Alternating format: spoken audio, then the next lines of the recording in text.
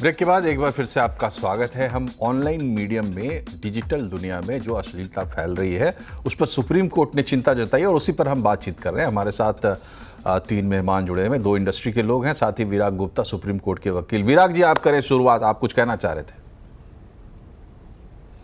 देखिए मनोज जी, इसको निदान के लिए तीन बातें समझना जरूरी है। पहली बात, देश के कई हाई कोर्ट और सुप्रीम कोर्ट में पुरानी पीआईएल पेंडिंग हैं और उन पर अभी तक सरकार ने जवाब नहीं दिया है, उन पर सुनवाई नहीं हो रही है, इसलिए वर्तमान पीआईएल में नोटिस का विशेष अर्थ नहीं है।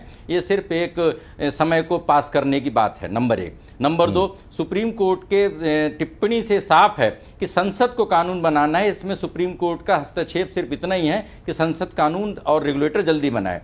तीसरी बात, ये बात सिर्फ हिंसक कंटेंट या अश्लीलता की नहीं है, इसके माध्यम से दो बड़ी बातें हो रही हैं।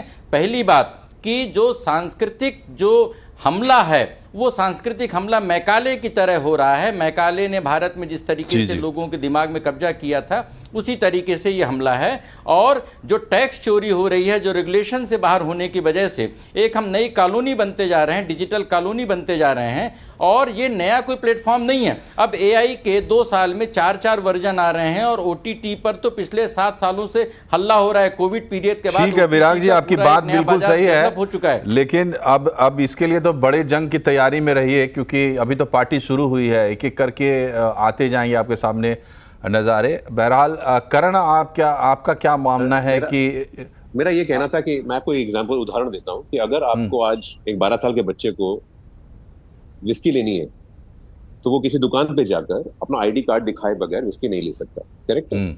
सिमिलरली आप थिएटर में नहीं जा सकते हैं। जिस टेक्नोलॉजी की वजह से आप और हम रूबरू हो रहे हैं, मैं अपने घर पे बैठा हूं, आप कहीं और हैं, हम सारे के सारे कहीं और हैं, लेकिन हम जुड़े हुए टेक्नोलॉजी की वजह से, उस टेक्नोलॉजी का भरपूर इस्तेमाल क्यों नहीं किया जा सकता to be able to create the barriers. अब नेटफ्लिक्स एक ओपन फोरम है, अगर आप सिर्फ ये गाइडलाइंस दे देंगे किसी बच्चे को कि वहां मत जाइए, ये आपके लायक कंटेंट नहीं है, तो वो जरूर जाएगा। ये तो फैक्चुअल बात है ना, because human beings are built like that. You don't go behind the wall, you go and actually want to patronize that space. We are not using the technology disposable at our hands to be able to create the deterrent. I should not be able to receive that content. But करण, क्या आप मानते हैं कि इस technology को someone should make us use this technology and someone what? सरकार, क्या आप मानते हैं कि रेगुलेटर और फ्रेमवर्क होने से फर्क पड़ेगा? बिल्कुल पड़ेगा सर। अगर आप फ्रेमवर्क बनाकर ये बोलेंगे कि कोई भी प्लेटफॉर्म जो है अलाउ नहीं कर सकता इस एडल्ट कंटेंट को, कि वो देख, ये जिम्मेदारी सिर्फ प्लेटफॉर्म की ही है। तो अगर हम ये कहेंगे कि बच्चे महफूज रहे हमारे आउटसाइड इन्फ्लुएंसेस से और हम उन पे 24 घंटे नजरानी रख सकें, तो होने नहीं वाला। आपको मैकेनिज्म क्रिएट करना पड़ेगा। जी, समय कम है, इसलिए एक कमेंट मानी। आपको क्या लगता है, रेगुलेटर और फ्रेमवर्क का सिस्टम कुछ काम करेगा? नहीं, ये मुझे नहीं लगता कि काम करेगा, क्योंकि ये इसको इम्प्लीमेंट करना बहुत मुश्किल है। लेकिन मैं ये 2 बातें बोलना चाहती हूँ कि ब्रेक पे जाने से पहले आपने कहा कि बच्चों को ओटीटी का एक्सेस दे दिया मनोज जी, पर मेरा सवाल ये है कि बच्चों को ओटीटी का एक्सेस क्यों दिया?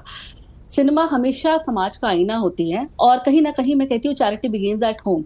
जब 4 दोस्त चाय पे चर्चा करते हैं, चाहे वो घर पे बैठे हों या चाहे वो बाहर हों, बच्चे वहां पे आजू बाजू होते हैं, वो हर लाइन के बाद, अपनी हर स्टेटमेंट के बाद एक अब्यूसिव वर्ड यूज करते हैं। तो आप बताइए बच्चे क्या सीखेंगे? वो आप ही को तो देख करके हर चीज सीखेंगे।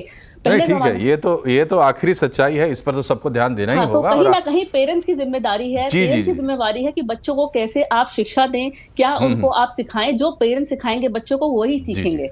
ये तो सही बात है, आदर्श बात है। बट होता क्या है कि लोग ना तब तक जागते नहीं है जब तक कि सदमा नहीं लगे। सड़क पर चलना है, सबको डिसिप्लिन में चलना चाहिए, और लोग चलते हैं तो एक्सीडेंट्स की संभावना कम रहती है। लेकिन जब एक्सीडेंट हो जाता है तो बात समझ में आती है। तो जो पेरेंट्स हैं उनको अगर ये बात समझ में नहीं आ रही है तो एक टिप है, हम बहुत सारे कार्यक्रम हम लोग करते रहते हैं।